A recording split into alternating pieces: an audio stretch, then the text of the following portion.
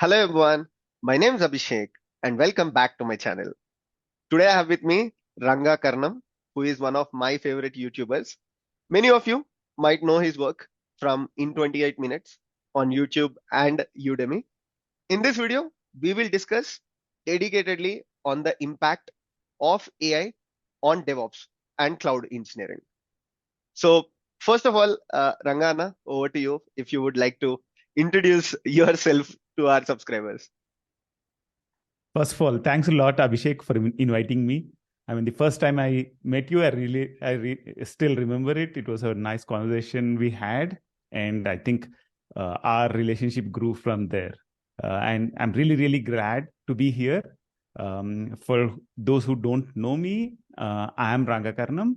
I am the founder of In 28 Minutes. I teach cloud and DevOps on Udemy primarily. We also have a YouTube channel, but yeah, I focus on Udemy for the most part. Glad to be here, Abhishek. Okay. So, Rangana, basically, there is a lot of AI buzz, and this AI buzz is in all the streams. And DevOps and cloud are no exceptions, obviously. So, we might see impact on DevOps a little lesser, but still, a lot of people are worried about how AI is going to impact this particular stream.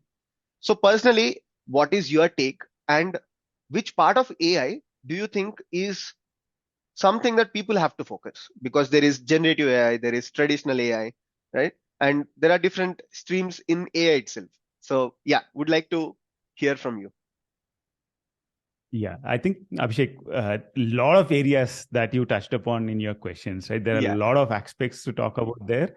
So probably like I'll just start with a simple thing, right? So there is always a buzz about something or the other in this IT field. And always, there is always buzz saying whatever we do today will not be relevant in a few years. It's not something new, right? It Yes. started like when I joined my career, they said expert systems will take over the world and we will not have anything to do.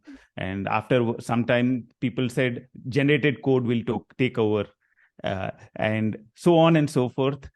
Today, the talk of the town is like generative AI will take over the world. Let me assure you, at least in my career until now, the number of programmers have only increased.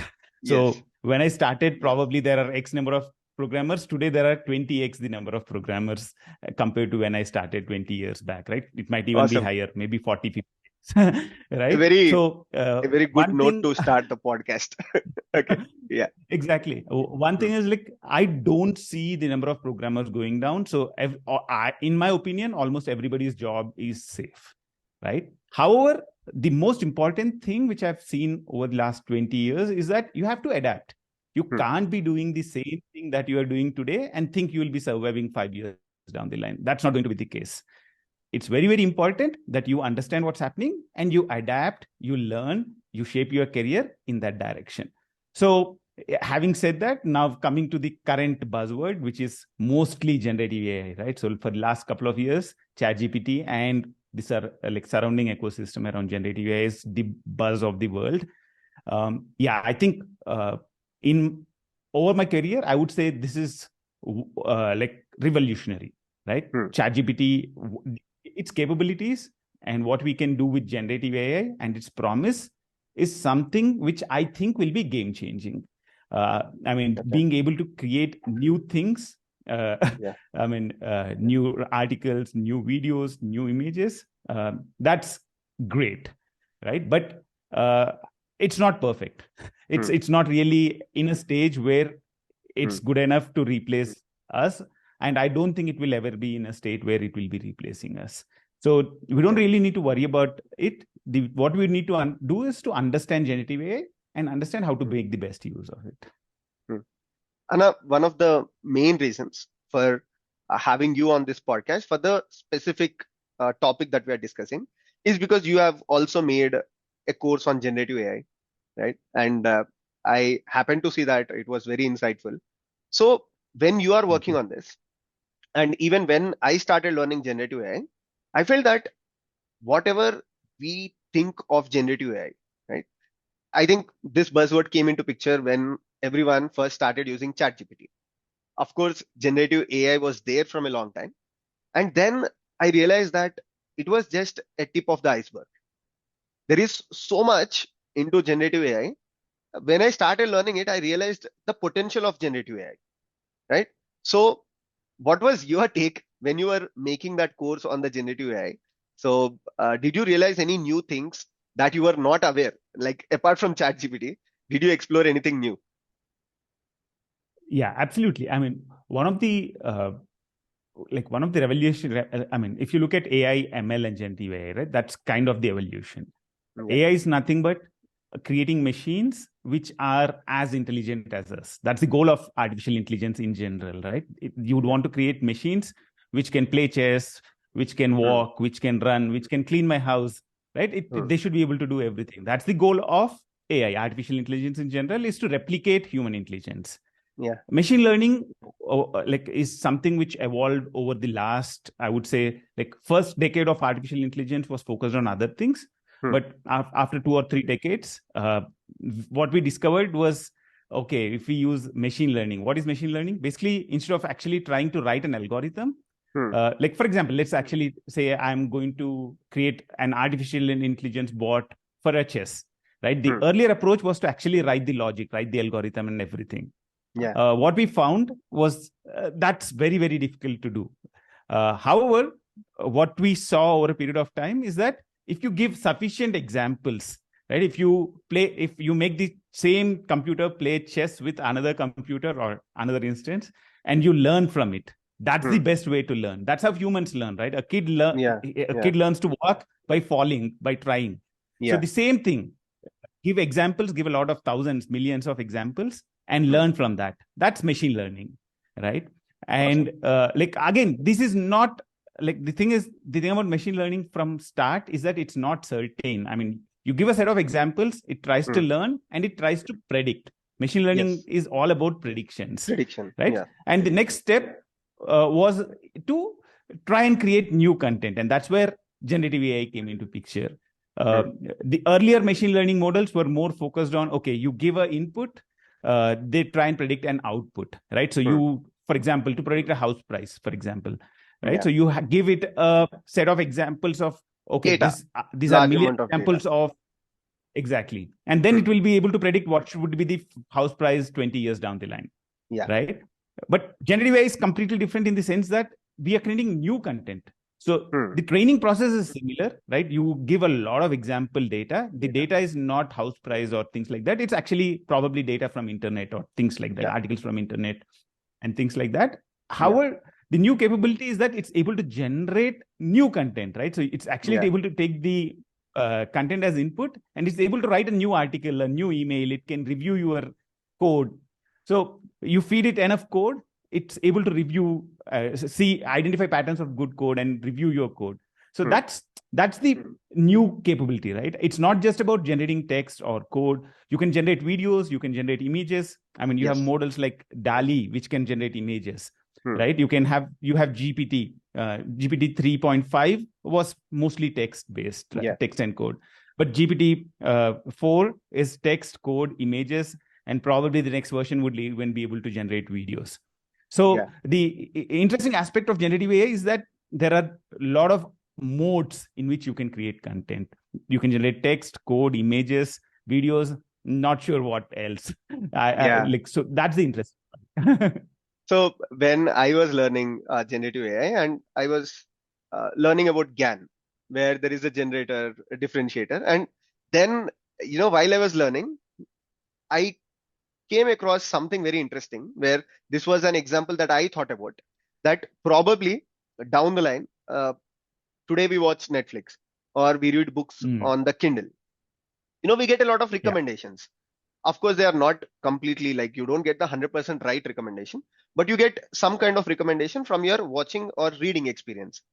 Then I came to know about this generative AI GANs. Probably in future, they might become so capable that they can create a new movie or they can create a new book for you that is according to your reading experience or viewing experience, right? So that's what my question was.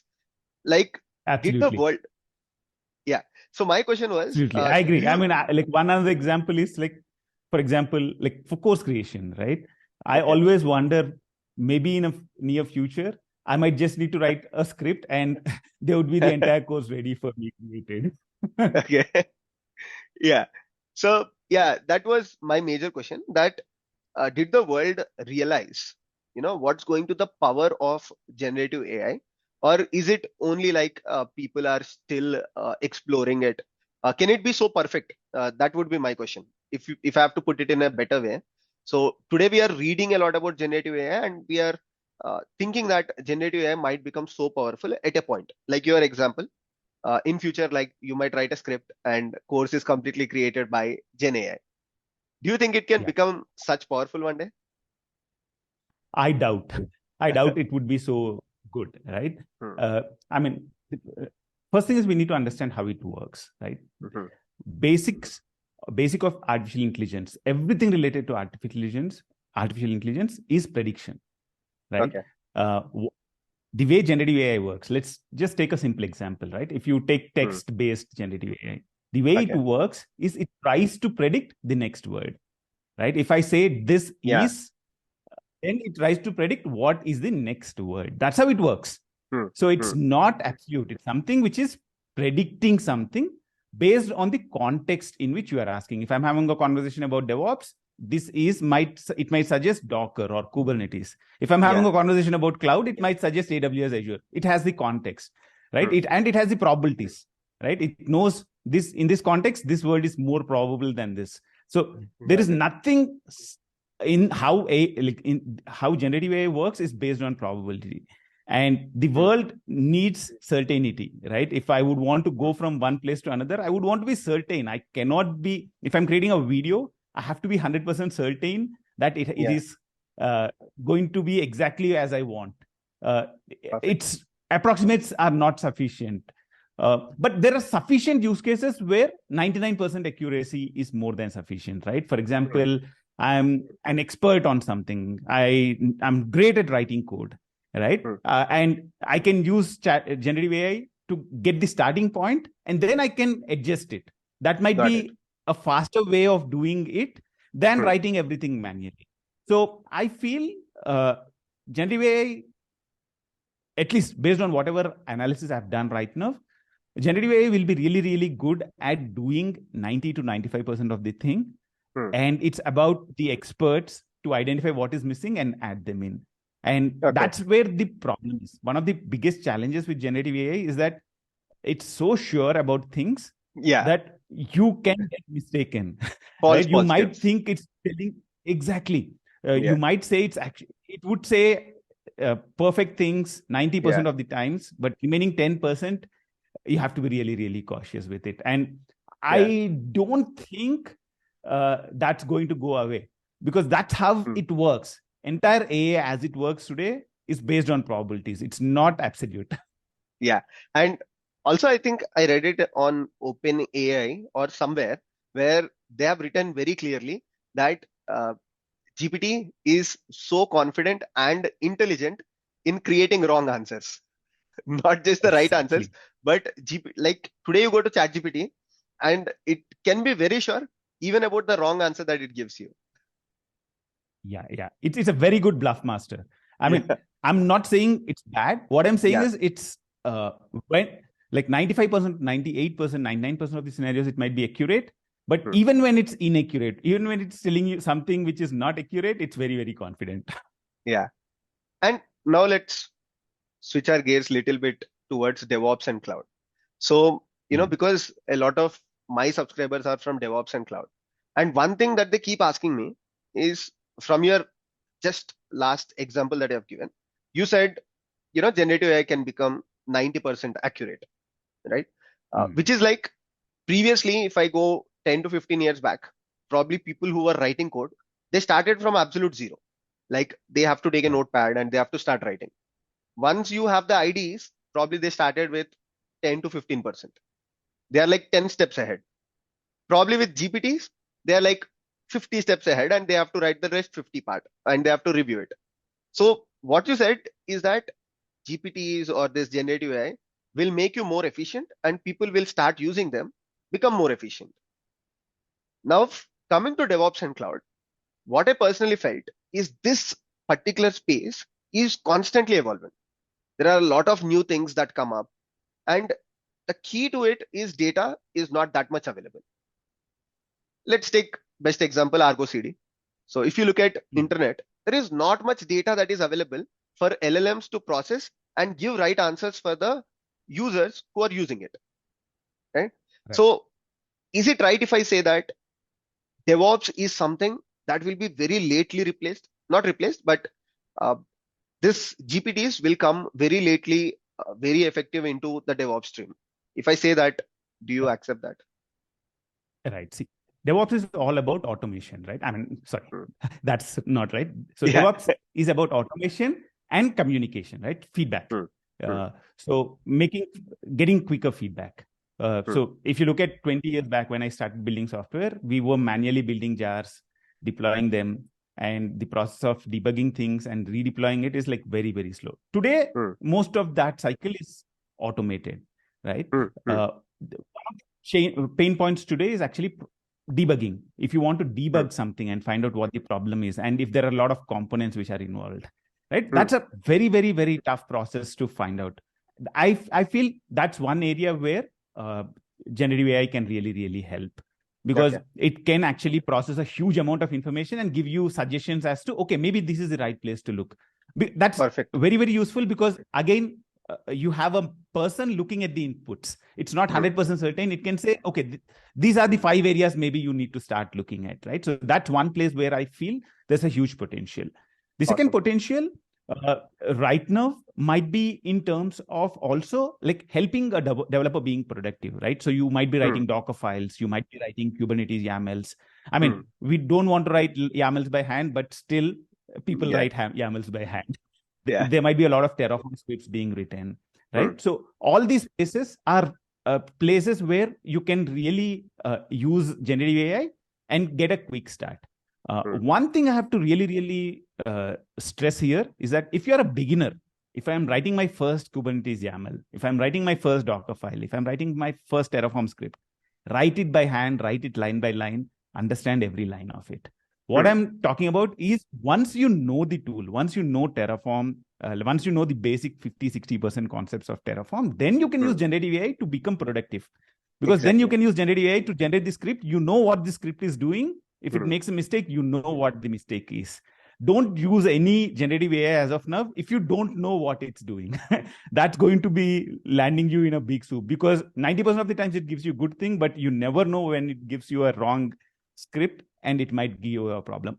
But so if you're starting learning something newly, use generative AI to help you brainstorm with it, right? So go to ChatGPT and ask, what are the use cases? Why, how is it different from something? Those kind of questions you can ask it, but don't use it to generate templates, code, or things like that of time. Going back to your point on Argo CD, I think that's a good example. If there is if it's something new, if it's something which came up in the last 6 months, 1 year, there might not be sufficient data related to that, which is used to train the model. So the model might not know sufficiently about the best practices, about how to do things with that specific tool. And it might always give you false positives. However, having said that, I would say things are getting much better. ChatGPT 1 year back is completely different from ChatGPT today. And if you use a mix of ChatGPT and Bard, so a lot of times when I want to be 100% certain, I'll make use of multiple generative AI tools, and that's one way of actually making sure that you are a little bit more confident. You can never be certain, but you can be a little bit more confident. So those 2 tips might be useful when you're trying to do something really, really new. Okay, now that you already said that, let me ask you, as a content creator or as a person who is learning new things on this DevOps and cloud, how do you use generative AI? Like, what are some of the use cases where you personally use the generative AI like ChatGPT or Bard? For me, one of the things I learned very, very quickly is that these can make me really, really efficient. Earlier, whatever used to take me like 10 minutes, today I can do that in 3-4 minutes. So what I do is anything I do, typically, I think, write down the bullet points. Like I make, like, let's say I would want to write an email. Earlier, I used to like think for 20 minutes and then write the entire email. But now I just jot down the most important points. I just jot down, okay, this is what I want to convey, B, C, D, E. And then I just ask ChatGPT to suggest how to frame the email based on this, right? So the most important part there is I think first, I get the basic framework in place, and then ask ChatGPT about its opinion. And I found that's the best way to use ChatGPT. For example, if I would want to learn about a new tool today, for example, right? If I, for example, I would want to ask about Argo CD, how is it different from earlier things, right? For example, so I would go and use it as kind of a sounding board. I kind of have a discussion. It's like a it's like an expert, right, sitting right next to me. I can What do you think? have a debate with. Yeah. Exactly. What do you think about this? Like, because it can retain the context, it can actually have a really, really good conversation. Yes. Right. The other areas is a lot of times, if I, like, for example, if I would want to actually dig deeper into something, like if I'm reviewing something, for example, right? So let's say somebody wrote a piece of code and I'm trying to review it. I give it my review suggestions and I ask it. I mean, I do the review. I take the output and then give it. Am I missing anything? It gives you good suggestions as to, okay, maybe this is something you might need to think about. So with the reviews, it really, really helps. But the thing is, I don't use it as the first step. First thing is I put my thought process. I spend 5 to 10 minutes on the thing, draft something on my own, and then use it to perfect it. So I use it more as a tool to perfect whatever is already good. I feel using it as the starting point sometimes leads you in the wrong direction. Like what happens is it's a lot of times I find myself going in a completely different direction to where I started from. And that's the reason why I actually give the initial framework. I mean, in almost most of the things I do today, I think, make notes, and then give it to ChatGPT or Bard and ask feedback. Yeah. Also, to me, it comes very handy because I write a lot of documentation on GitHub. And whenever I'm making a video, I also upload a lot of notes for people as a reference. So previously, it used to take a lot of time for me. When I started with DevOps Zero to Hero, I used to literally spend so much time. But now I use Otter, I use this ChatGPT, and using that, I give them some bullet points, or in Otter, I just talk and I have all the script. I just put it there. So one thing is you have to verify. That is for sure. If not, there are so many false positives and you are indirectly consuming the wrong content or directly giving the wrong content to people. Yeah. That's not a risk we can take. Yeah, obviously. So, Rangana, one more question that I have is because I've seen people talking very less about this. And even I was trying to understand how AI is going to shape out in next 5 years, 10 years, specifically generative AI. And one thing that came to my mind, I don't know why it came to my mind also, that is the regulations on the generative AI, right? Today, generative AI can create images, right? Today, generative AI can probably help in self-driving cars as well, you know. So do you think there will be regulations? Because a lot of times there are technologies that came in, but because of the regulations, certain countries did not use those technologies. Even there are many today, but what do you think about generative AI and the regulations around it? Did you ever think in that aspect? It's a very, very interesting side of things, right? I think any new technology comes in, the thing is, the regulators don't understand technology well enough to regulate it well. That's the biggest challenge. The problem is, it's like a rat race today, right? So like Google was quiet for a long while, but as soon as they saw that OpenAI released a powerful model, they had no other option but to release at least say that they are building a even more powerful model and release it, right? So, and regulators are always playing a catch up here, right? So because regulators don't even know enough about the technology, it's always a catch up game for regulators. And it's yeah, it's very, very difficult to predict things here, like especially when it comes to, for example, related to AI, right? So in 1950s, when AI was in its very infancy, right? A couple of guys who were really, really involved with AI said within 20 years, uh, machine intelligence will be much, much better than human intelligence. That was in Okay. 1950, Okay. right? So more than 6 decades, 7 decades passed after that. I mean, that Yeah. was the expert at that particular time who was trying to predict. And like what I saw is like making predictions in this space is very, very, very difficult. So I don't know what will happen, to be really, really frank. But what I'm like, but what I'm certain is that generative AI is pretty big. I mean, like as far as I'm as far as my work goes, I would see that creating courses, for example, or creating new things will be much, much faster than what it is today, especially in the Got area it. of content. Everything can be faster, right? And coming back to regulations, it's a very, very difficult thing to predict. Yeah. I think like, you see, like US is doing a lot of work on, like US Senate, for example, is doing a lot of work and trying to understand what it is. Sam Yeah. Altman was at a lot of these Senate meetings and things like that. But Exactly. I'm not sure if they understand it well enough to regulate it really, really well. Yeah, because probably this might also bring in some security concerns. And we are always talking about the good side of the AI, but what about the bad Yeah, side? You know, uh, absolutely. Absolutely. this can be used by the hackers, this can be used by bad people, and you don't know how they can make the best use of the generative AI, right? So Absolutely. Yeah, I think the bad worst case scenarios are really, really bad in this very specific. bad, very bad. Yeah.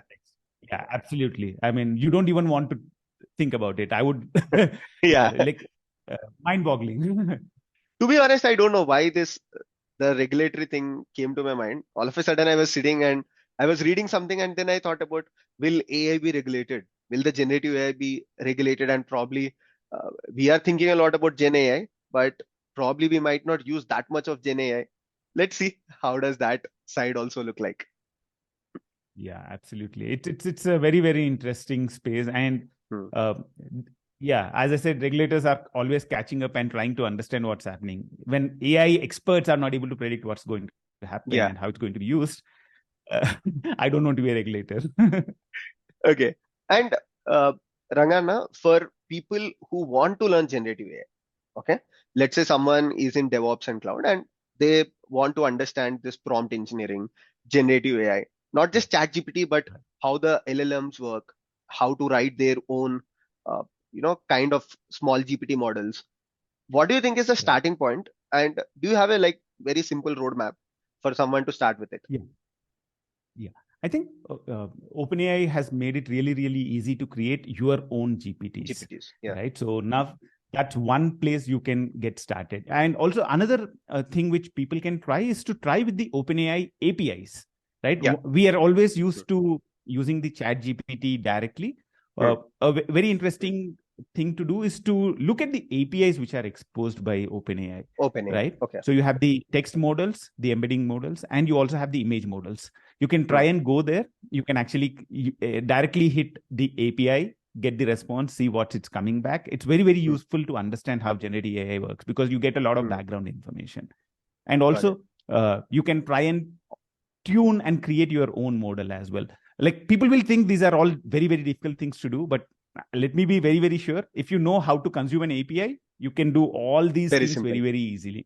You can learn all these things in a couple of days if you know how to consume an API. Yeah. I think the Python Open API model, that's the one that I've used, and it, Yeah. it was pretty straightforward.